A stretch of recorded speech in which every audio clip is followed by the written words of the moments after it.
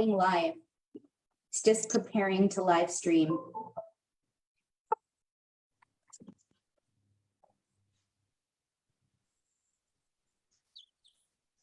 We're live. So I don't know, Doug, if you want to just sort of start us off, or if I just go ahead and go into the updates now, and then we'll move into the actual agenda. No, Sarah, as we get together for this meeting, and we've discussed, the agenda is going to be moved on a little bit today to accommodate one of our members who will be joining us a little later in our proceedings. Until then, matters that require a vote will be deferred to later in this meeting. And Sarah, you've got some updates that we sure want to know about. Hit it. Thank you. I'm just going to share my screen so that everybody can see, hopefully. Can everyone see the PowerPoint on the screen? Yes, thank you. Perfect. Okay. So I'm just giving a few updates just so that everyone knows what's going on. We did put out some advertisements and try to recruit a new member. And I'm sure the City of St. Thomas also knows how difficult it can be to get people to join the committee. So we have not had any luck, unfortunately, with getting a new member at this time. So I believe at this point, we will probably focus our energy towards getting new members when the committee is disbanded and the new committee, the new advisory committee is formed in the fall. So we will re-advertise membership closer to then, and hopefully we can get some people. Sorry, I got a text from Michelle. Hopefully we can get some people to join at that time. So that's basically all for the update for that. Rodney Street accessible on-street parking. So we did get an update from West Elgin. They have approved the location on Moyer Street. So if you recall, when we were talking about the on-street parking, it wasn't going to be possible to put them on the main street on front of All Street because of the concerns around safety and not having the right width for the accessible parking spaces. So we found a location on Moyer Street, which is just off of the main road, that will allow for accessible on-street parking, but it will be close enough to the main street that it will still be easily accessible by the sidewalk. So that has been approved. This is actually, I'm just going to see if I can pull up. It is attached to the agenda. I'm not sure if you can see the change in screen or if it's still on the PowerPoint. Can anyone see the map that's on the screen right now? Yes, I can. Yeah, perfect. So these are where I'm highlighting in the blue, where the accessible parking spaces are going to be going. And this just shows this is Moyer Street. Front of All Street is at the bottom here. They will be putting in curb cuts. They will be making sure that the size of the parking spaces are the appropriate size to accommodate accessible vehicles. And I believe this project is already underway, if I'm not mistaken. So yeah, that's very exciting. I'm glad to see that has come to fruition. Okay, so that is it for that update. Sorry. The next update I wanted to provide is one of the big projects that I've actually been working on, and I just wanted to notify the committee of it.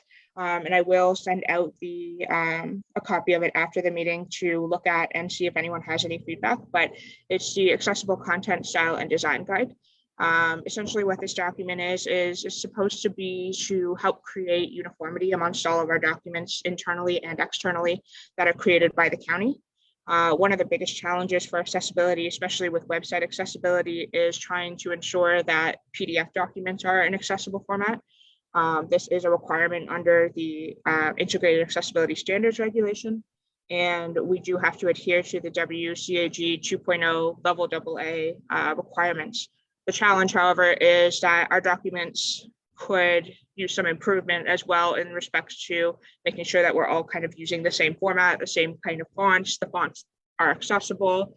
The colors that are being chosen are consistent and align with our corporate colors. So this design guide has been put together with the intent to address both the uniformity of documents, the accessibility of documents, And then I included a lot of appendices that basically go over how to make Word documents accessible, how to make PDF documents accessible, with a lot of step-by-step guides and pictures to kind of get people through how to apply that to their documents. So it is a pretty big document. It's about 90 pages long, I think. And there's also information on appropriate use of terminology, inclusive language, writing style, and et cetera. So I will send that out to the committee after. It's a little too long to go through right now, but it might be something we can go through more in depth in the future, especially when the website is going to be redone, because that will also need to be incorporated into this guide in the future. But at this point in time, it's not been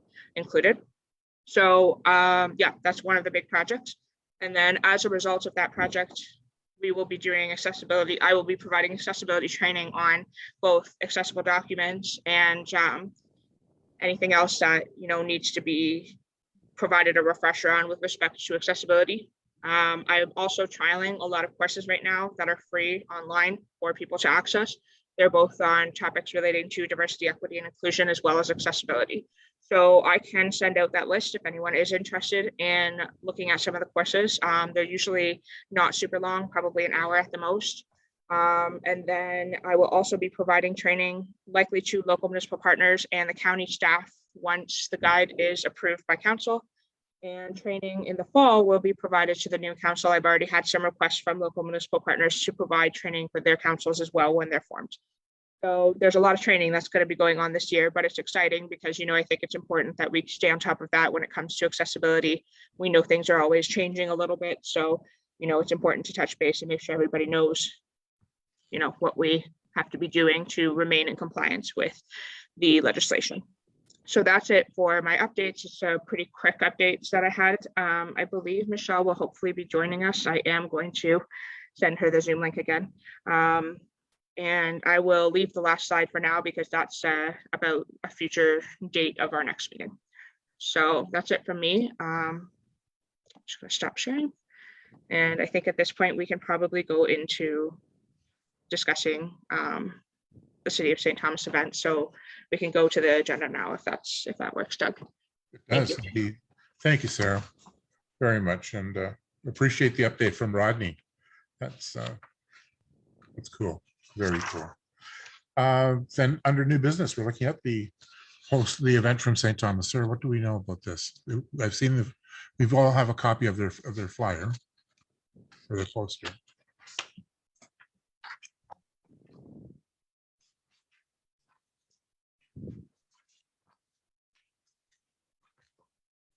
You have information on the St. Thomas event, Sarah? Oh, yes, sorry. I was actually hoping, Tracy, if you would want to take over that discussion to let the members here know a bit about what you're doing and how the planning all came together and just kind of what our involvement would be in it. I think that would be really helpful if it's possible. Sure, that would be great. So the City of St. Thomas typically has an annual accessibility open house that we have at the St. Thomas Senior Center. It's an opportunity just to reach out to the community, get some engagement, have people come in. We have vendors at this event that have both information supports. They might have displays, they might have giveaways. And we invite the public to come through extensive advertising campaign to be part of the event and learn more about accessibility in the community in hopes that we can eliminate all the barriers to those people that are experiencing them in our community. So the chair for the event is actually Michelle. She's also online. So when I finish, she might want to say a few words as well.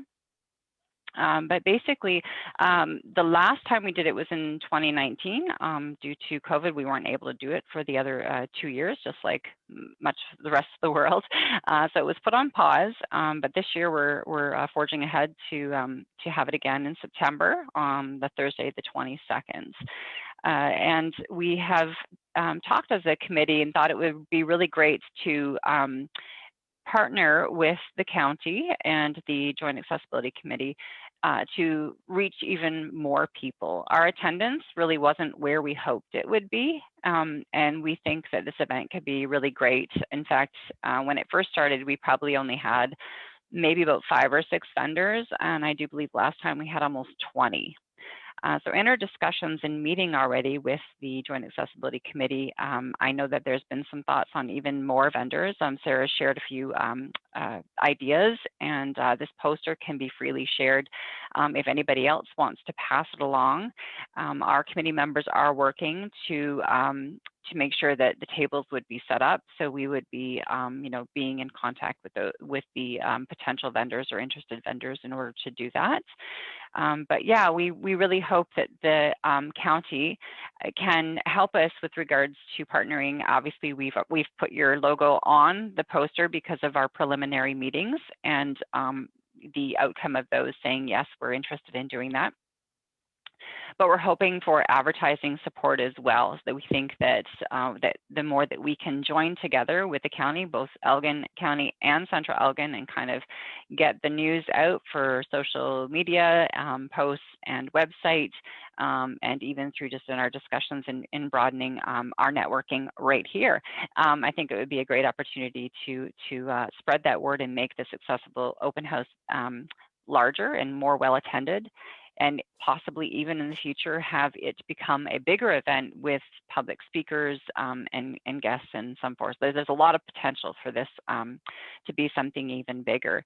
So the groundwork has been laid. I'm just going to let Michelle say a few words if she wants to add anything, and then we can take any questions as well. Thank you very much. Thank you.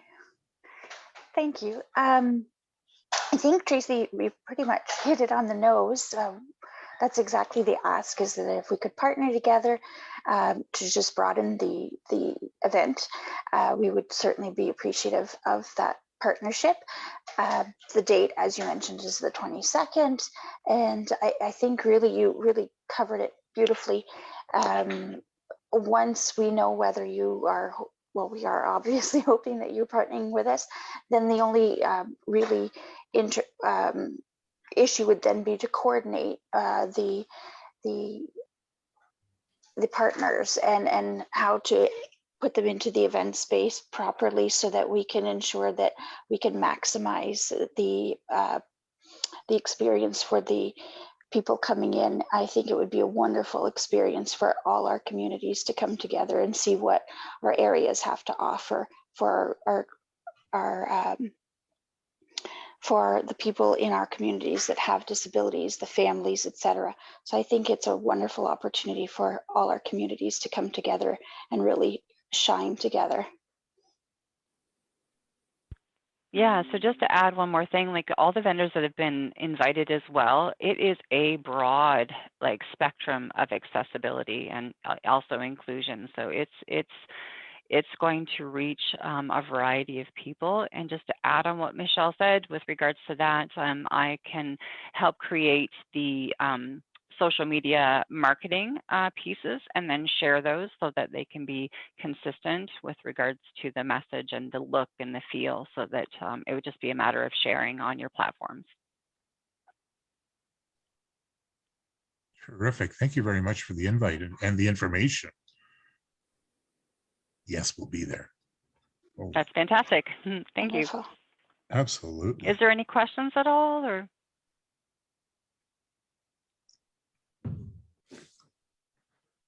No, not from me, thank you.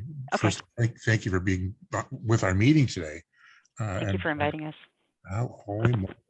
About time we did this anyhow. It's overdue. But no, looks like a heck of an event. And you're right. I have a bit of experience in some previous work on hosting events, accessibility events. So this has a special place for me. Look forward to being there. Great. Excuse me, Doug. Can I just so that, again, thank you very much, Tracy, for presenting or meeting with us earlier. You did meet with county and Central Elgin staff, and we're most appreciative. So again, we're looking forward to being a partner. And if you do send us the social media marketing items, we will certainly put them on our socials. Just a quick question. We had indicated that we would be doing like a door prize or a gift basket. How soon do you want that? I mean, not till the day, obviously, but I just meant, or do you want, it won't be there till the day, but I guess we're just looking forward so that we can start gathering things to put in it. Yeah, typically the vendors bring it on the day. We just request, and if you're talking to potential vendors, it's just an ask that we say, hey, if you've got a door prize to offer, that's great. We don't need to know what it is. We just give tickets to people as they're coming in, and then our committee members would have a draw, draws to pick or have the prizes given to the people or the attendees. As far as also rollout of the marketing, we probably would start that, I would think, beginning of August. I think that too soon in advance, people kind of tend to forget. So if we can kind of start to roll it out over the month of August and up to the event, that's probably the timing of that as well. Thank you, Tracy. And again, if there's anything that we can do, please certainly reach out to us. Okay, we will do. Do you require us to still stay on the meeting, or? No, I at this think- point, Sarah? I think that's great. The information you provided, and yeah, we're very excited to attend. So no, at this point, you can jump off the meeting, and yeah. Okay. Well, thank you again for inviting us to the meeting and being part of this, and for your enthusiasm to join us. We really appreciate it. Thank you so much. Thank you. Bye-bye.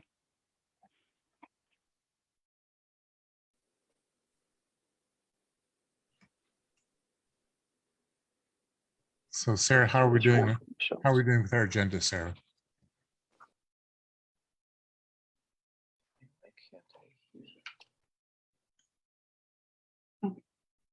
Sarah, you're muted. Sorry, thank you. So Michelle has joined us. So if we want to approve of the minutes from the previous meeting, we can go to that first, and then we'll go through the rest of the agenda, if that's okay. Perfect. Then disclosure of pecuniary interest in general natures thereof. Any disclosures for today? No? Okay. Adoption, sorry? I think it was just someone talking in You the guys hallway. hear me? Yes, we can hear you, I Michelle. can't hear you. Michelle, can you hear us now?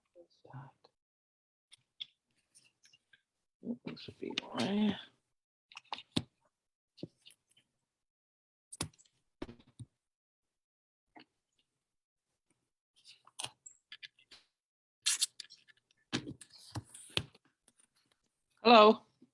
Hello, we can hear you, Michelle. Yeah, thank you. Sorry about that, everyone. No, welcome. You can hear us clearly, Michelle? Yes. Okay. Yeah, I'm good, thanks. Now that we got connected. Thank you. Good to see you. Welcome back.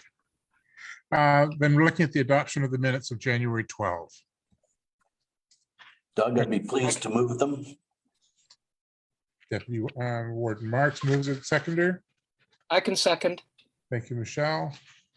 Any questions, any comments on the minutes? Not hearing any, call for the vote. All those in favor of accepting? Deputy Warden Marks, Yes. Michelle Horton, Yes. Mayor, Yes, 3-0, the motion is carried. thank you. Then delegations. New business, we've had the St. Thomas event, which was pretty darn cool, thank you. Accessible meeting election plan review, holy moly. Sarah, what do we know?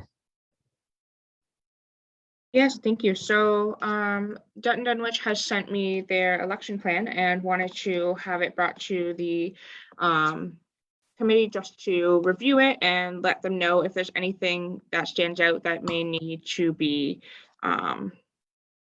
like updated or changed, or just any recommendations we may have. So I am going to share my screen. I did attach it to the agenda if anyone had a chance to look at it already. Just to make it full size. Okay. So I had already gone through it and made some recommendations myself. I know here is just to mention that they have to change it to the 2022. So they are revising their 2018 version of the plan. All of the local municipal partners were responsible for creating plans back in 2018. And I believe most, if not all of them, had previously brought their plans to the committee back in 2018. So some of this may be familiar.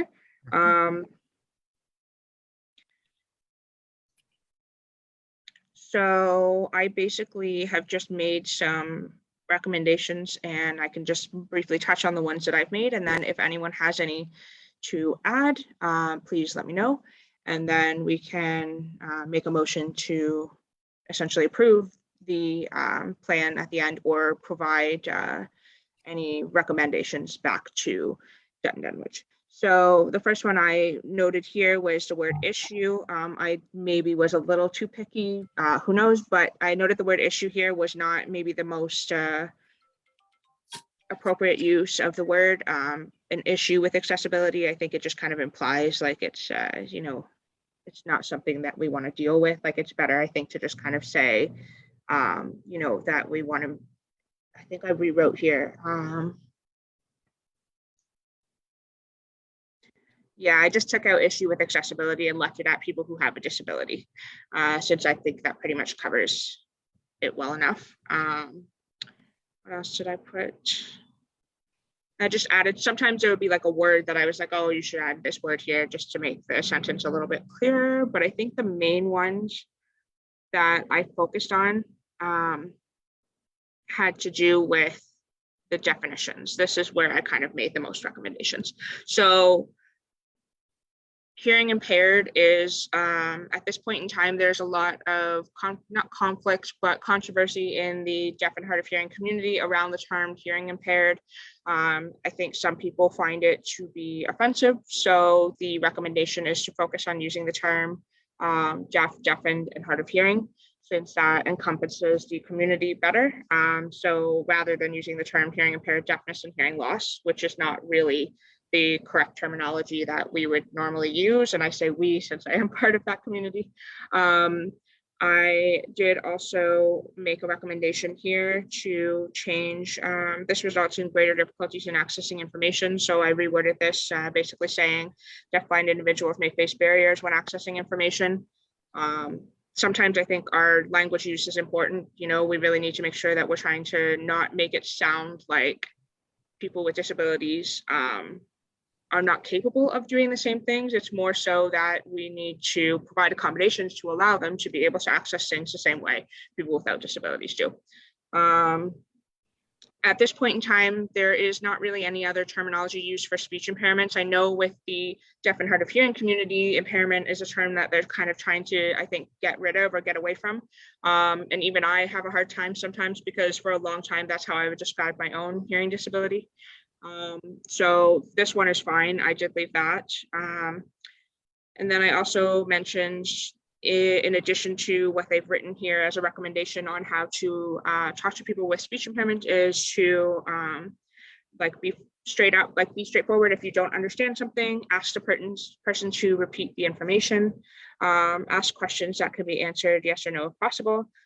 Be patient, respectful, and always let the person finish their sentences, and avoid guessing what the individual is going to say. So, you know, there's a lot of little things I think that people naturally do in conversations, sometimes can be problematic depending on the person that you're communicating with. And, you know, we don't want to come across a situation where we are not providing the person with a speech impairment the space to, you know, form their own sentences and their own thoughts without us interrupting them. So I did make that mentioned here.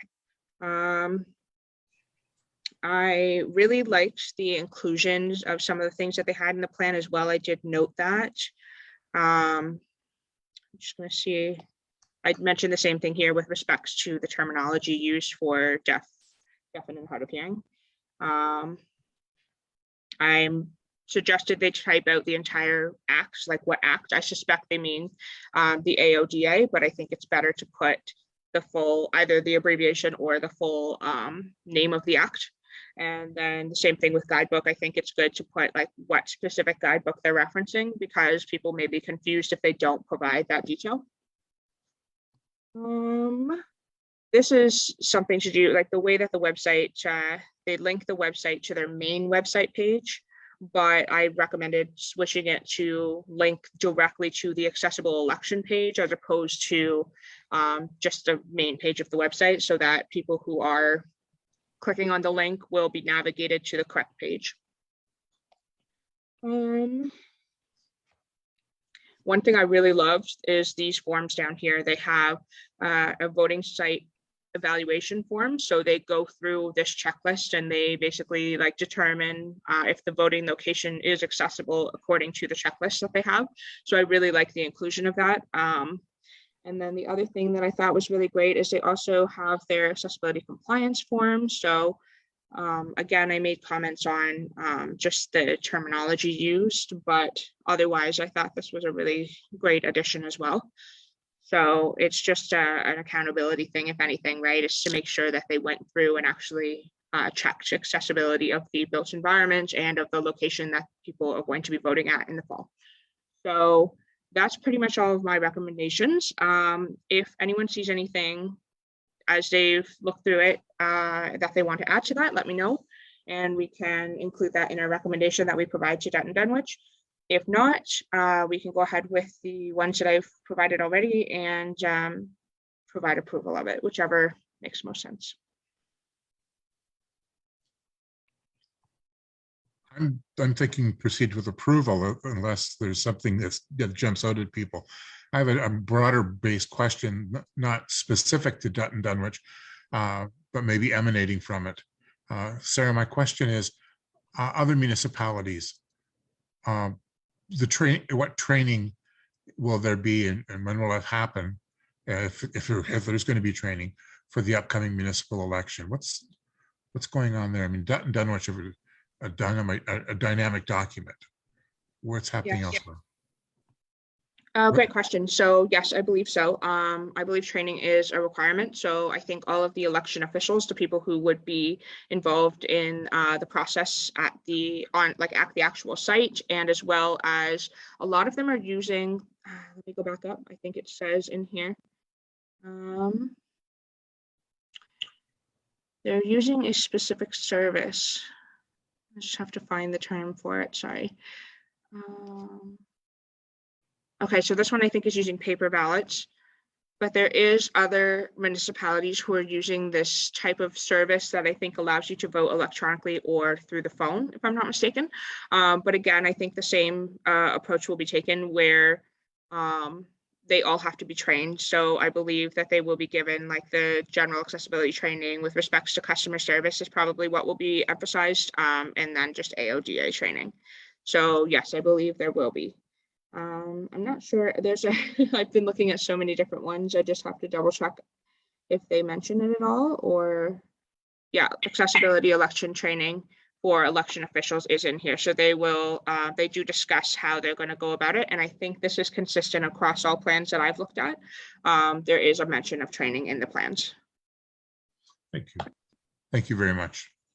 But Doug, not to interrupt, but Central Elgin, just specific to Central Elgin, we will be having election official training. That's all included part and parcel with it, as well as every advance poll offers accessible voting because we use tabulators. We don't use paper ballot. We use a paper ballot, but it's fed through a tabulator.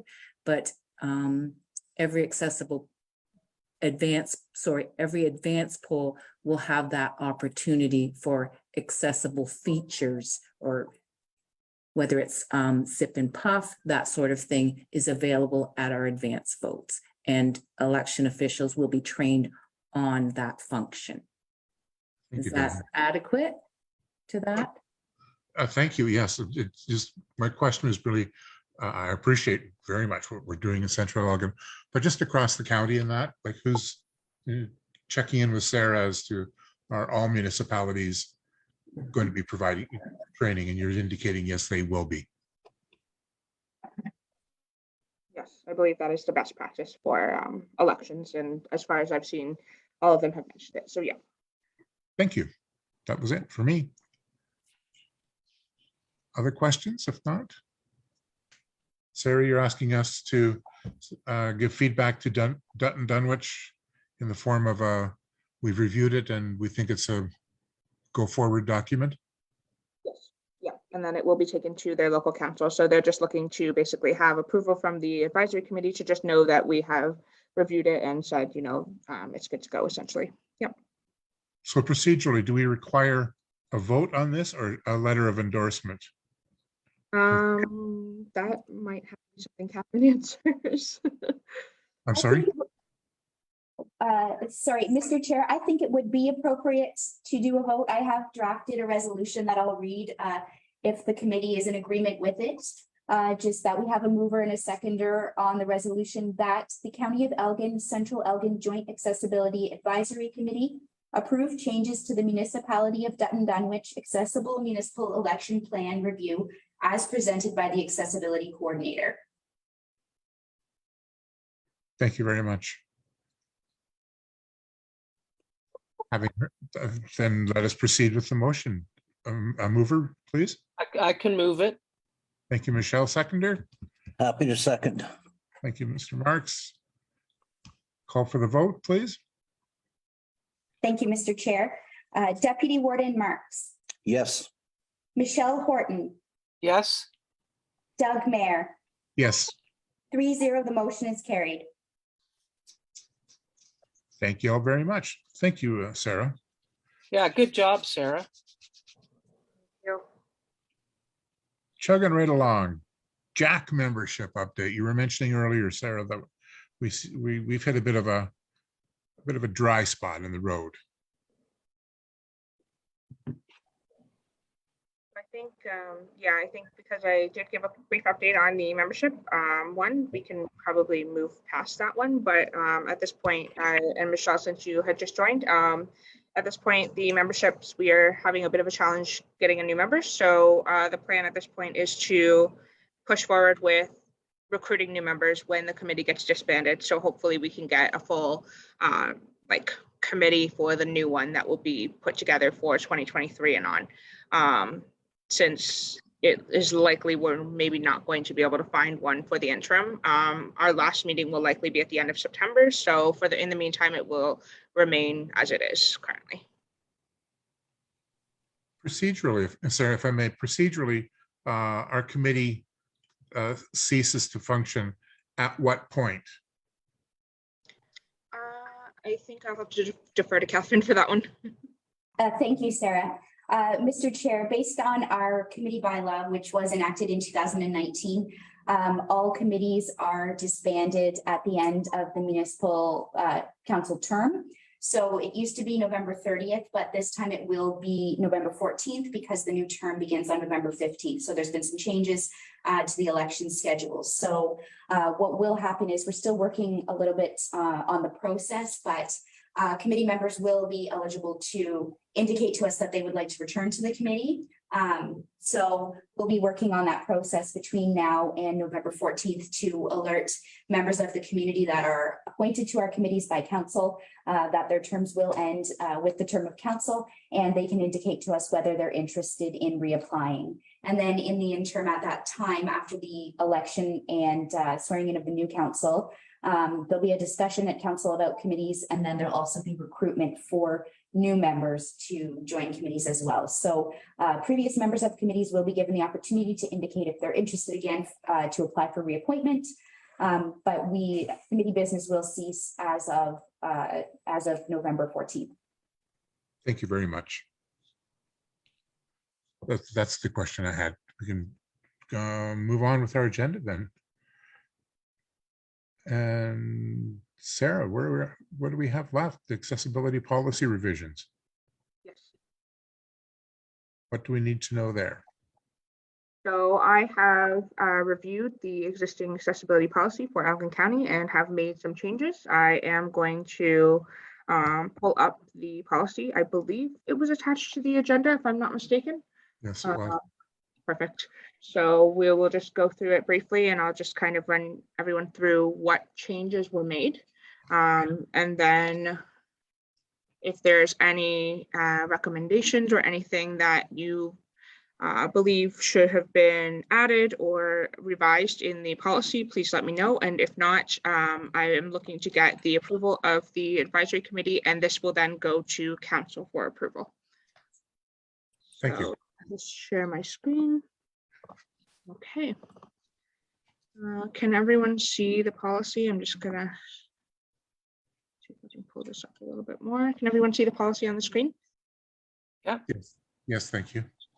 Okay, so the first thing I wanted to note that I did is I had revised it a bit to make sure that it was all in accessible format. So there's been some changes that have been made to the formatting of the header and such. I have also put information about how to do that in the design guide. So that will be consistent across policies going forward, and we'll make sure that there's no accessibility issues with them.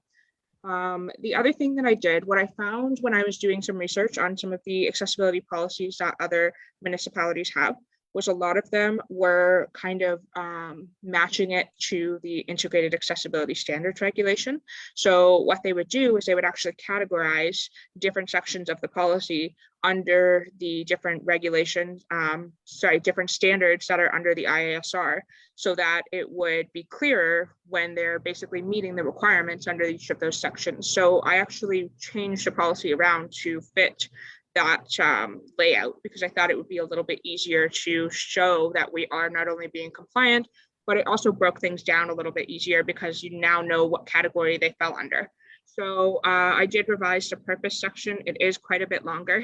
I wanted to really make sure that there was a lot of information around the legislation and the different, the different acts that apply to accessibility, because I think that's something that sometimes people don't realize. We know that there's the IASR and the AOGA. They're often talked about frequently, but we don't always give as much consideration to the Ontario Building Code, which has a significant amount of accessibility requirements in it. So I think it's good to just make a mention of those other ones, and obviously the Ontario Human Rights Code as well. So the statement of commitment, I did reword statement of commitment. This is one of the requirements under the IASR, that we have a statement of commitment. And previously, I think it was called something else, but it wasn't as clear that it was supposed to be our statement of commitment. So I did change the wording here. There is also a policy statement, which has more to do with just introducing the AOGA and discussing the IASR categories. So as people probably do know, there's the general requirement, information and communication, employment, transportation, built environment, and customer service. I have provided, I think I expanded on the definitions to include support person. Yeah, so I added the definition of support person. The rest of the definitions were already in here, I believe. So, and I think I also may have added the definition barrier. I can't fully remember if that was in there or not. Okay, so then like I said earlier, I changed around like basically the order of things. So now there's general requirements. We talk about accessibility planning, procurement of goods and services or facilities. Training is one of the big ones that's in here. I reworded it a little bit to make it known that we will be keeping training logs in accordance with the IASR, including details of training, who received the training, the dates that training were provided, and the number of individuals trained. So again, this is a requirement under the IASR, but I wanted it to be more clearly stated in our policy that that is what we do. Information and communication. This focuses a lot on web accessibility. This is the section that's like really largely applicable to the design guide. They're going to go hand in hand as well. So, accessible formats and communication support is included. We also have the emergency procedures, plans, and public safety information, and the individualized workplace emergency response plan, and like how we go about creating them and reviewing them. Feedback, which is provided in our feedback form online. So I am going to be updating that. Libraries, website and web content. So this talks about the different types of documents that are produced and presented on our website. The biggest challenge obviously is third-party documents, ones that are not created by the county. Sometimes they are out of our control if the document is locked for editing as to whether or not it will be in accessible format. The irony is that sometimes the documents that are locked for editing but are not in accessible format are from the Ontario government. So it is kind of funny when that happens. But for the most part, we do try to make sure everything we post is accessible.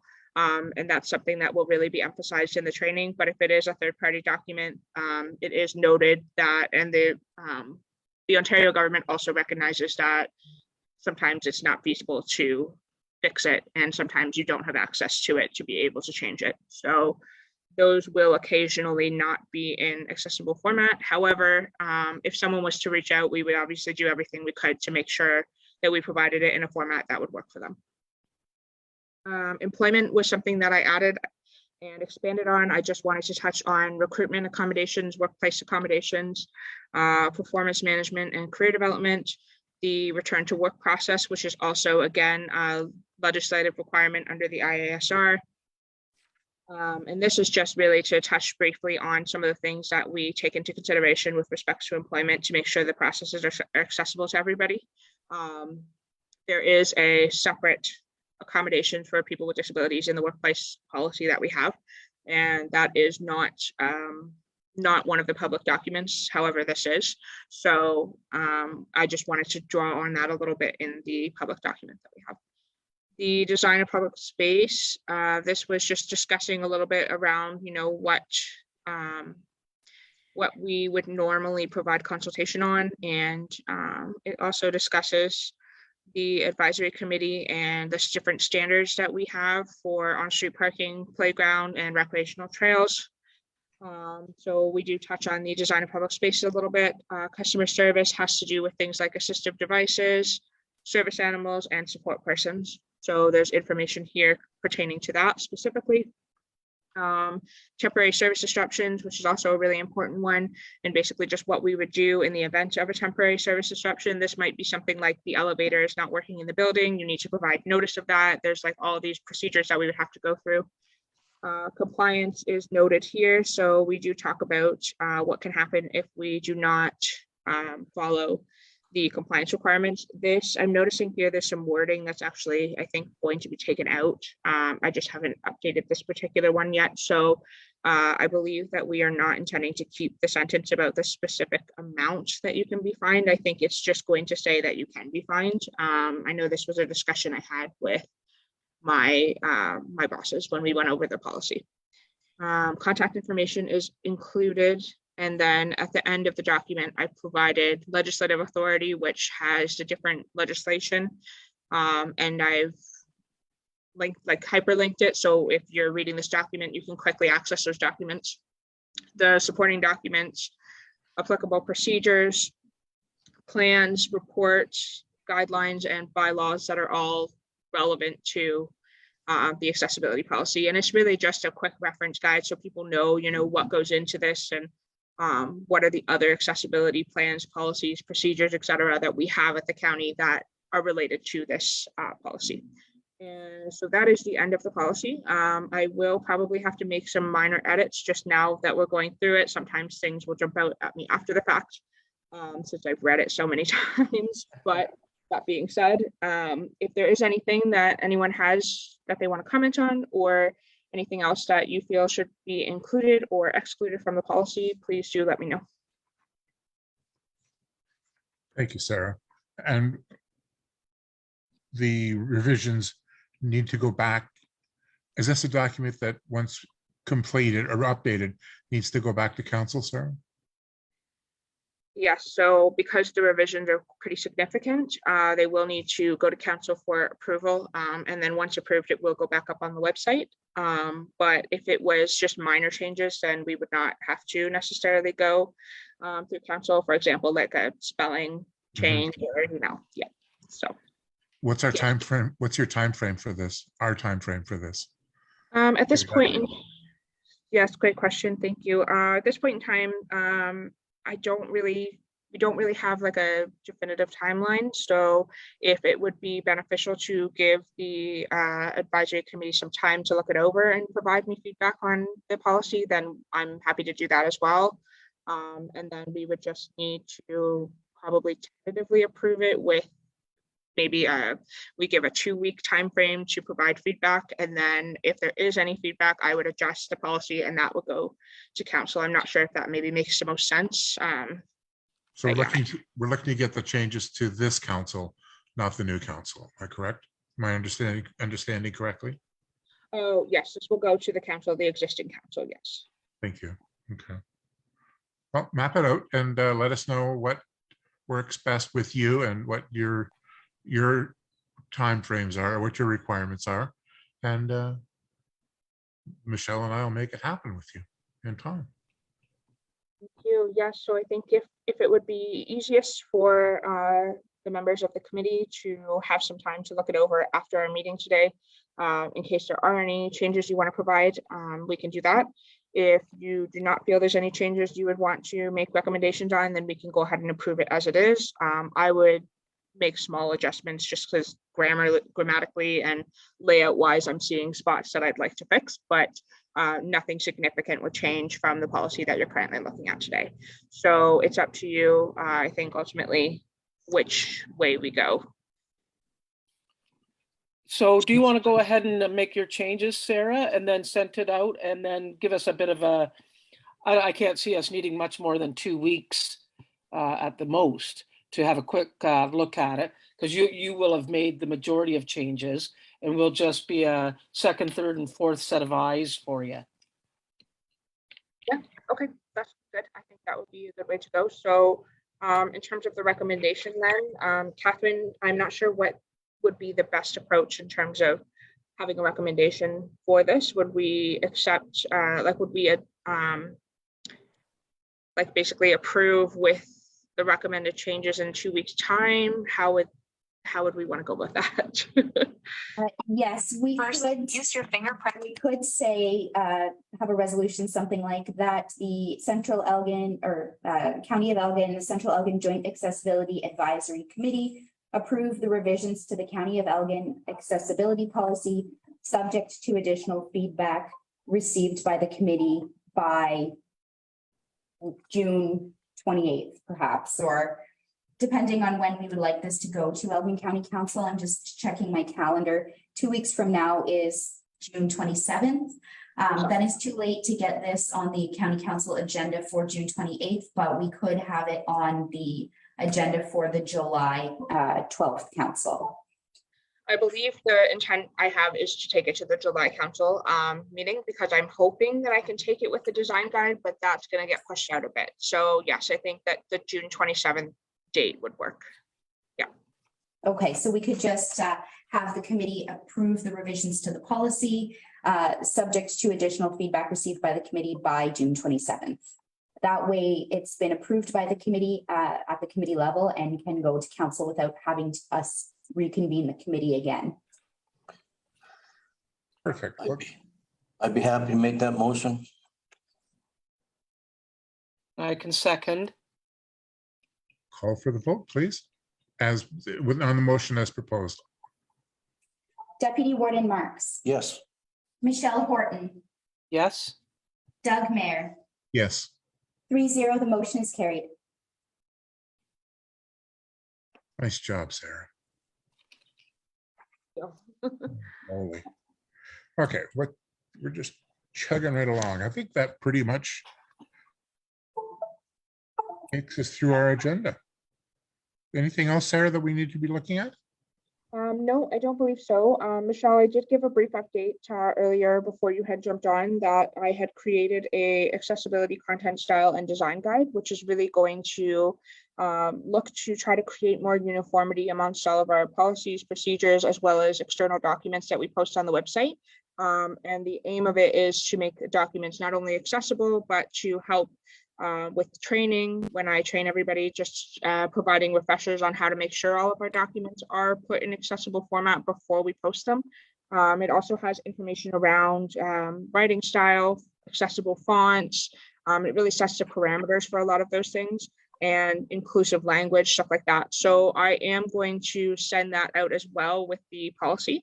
The intent with that at this point in time, since it is probably going to take some time to go through the review process with upper management and such, It's really just to send it out so everyone is aware of this document. And of course, I'm always happy to take feedback. So if there's anything with respects to accessible documents that you're aware of that you feel is a consistent issue, then please let me know and I can make sure it's covered in the guide.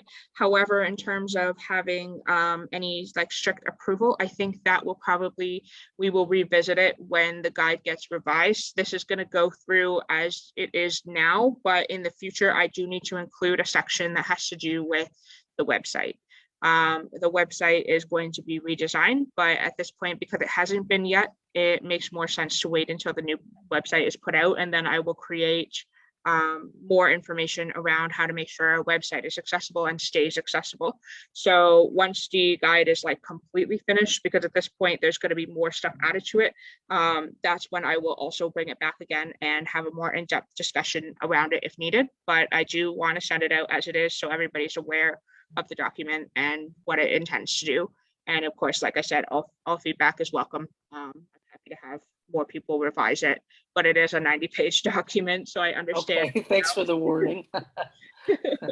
I understand if people are not able to or not wanting to necessarily go through the whole thing at this point. So Just some light summer reading. yeah. Yeah.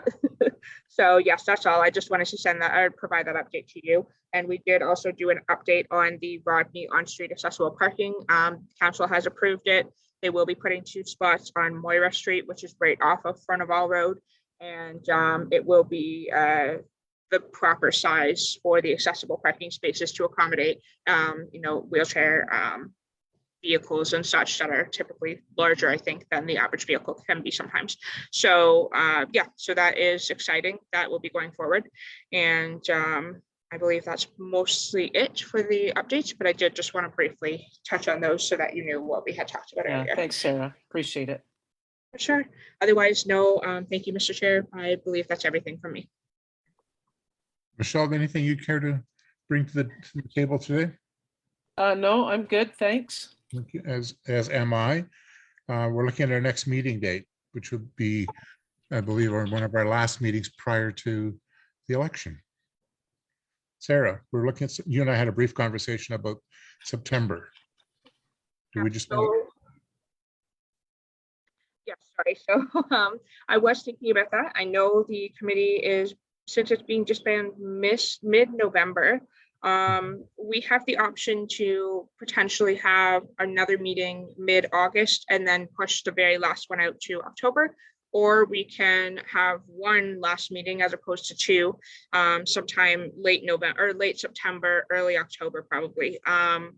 What at this point in time, it's a little bit difficult to know for sure because I don't know if there's going to be an influx in accessibility projects that I'll want to bring to the committee before it disbands or not. So I think if it makes the most sense, we could tentatively book for a late September meeting, and then we could potentially have a different date set if we need to come together earlier than that. Does that sound like a reasonable approach to everyone? Yes. For sure.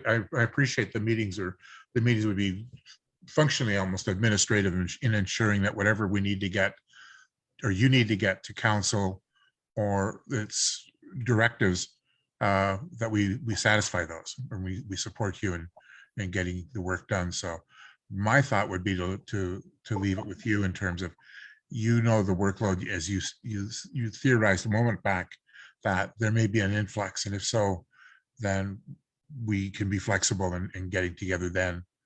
But I think at a minimum, one last meeting before we step down or step aside. Absolutely. I think that's a good idea. Catherine actually was wondering from your perspective, when you think the best time would be. I know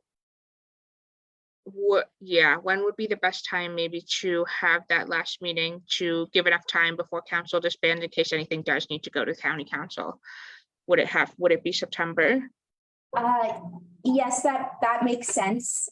We have meetings scheduled for the 13th and the 27th of September. So if we wanted to, usually it's about, things need to get on the agenda about 5 or 6 days before the council meeting for our notice requirements. So I think if we wanted to have something go to the last council in September, we would need to meet that week of the 12th or the 14th, but we couldn't meet on the 13th because that is a county council day. So I think probably the best days would be the 12th or the 14th tentatively at this point. Yeah, I think that makes the most sense. I don't know how everyone's schedule is looking at this point in time for the 12th or the 14th of September. I know it's pretty far out. But if both of those days or one of those days looks good, we could tentatively book a meeting for the morning, I'm assuming would be the best time, and change the date as needed if that needs to happen. Both mornings are good for me. Okay. Yeah, same here. Perfect. Yeah, mine are both open. Okay, sounds great. So, Catherine, just does a Monday or a Wednesday typically work better for the admin team? The Wednesday? Yes, I think Wednesday works better. Okay, so we'll tentatively book for September 14th from 10 to 12 then. And if anything changes, we can reconvene at a future date to determine if we need to change the date or anything. So yeah, so September 14th, 2022 at 10 to 12. I'll get that right in my calendar, Sarah. Got it. It's there. Terrific. Other business? Sarah, anything, not that you haven't been busy, but is there anything else you'd like to share with us? Nothing from me. No, thank you. Deputy Warden Marks, anything you'd like to share with us? Not at this time, but it's nice to get together again. Absolutely. Thank you all. Michelle, one last go.